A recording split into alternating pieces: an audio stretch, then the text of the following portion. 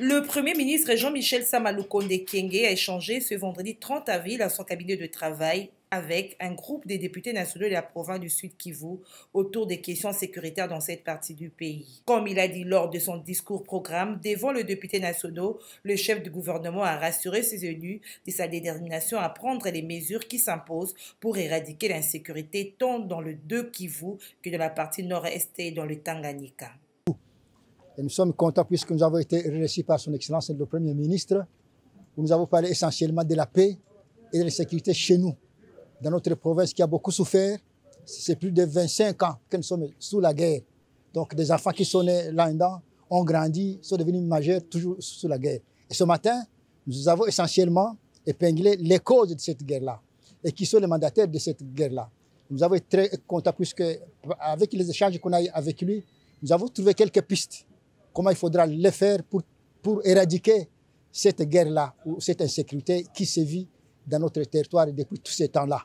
Écoute, nous avons eu une bonne impression, puisqu'en fait lui-même nous a compris et nous a promis de revenir encore une fois, puisqu'il n'avait pas beaucoup de temps. Nous avons une bonne impression de lui et personnellement, comme enseignant, je sens que ça doit être un bon partenaire par rapport à nous, surtout à ce qui concerne la paix. Il a promis qu'il va effectivement prendre cette affaire au sérieux.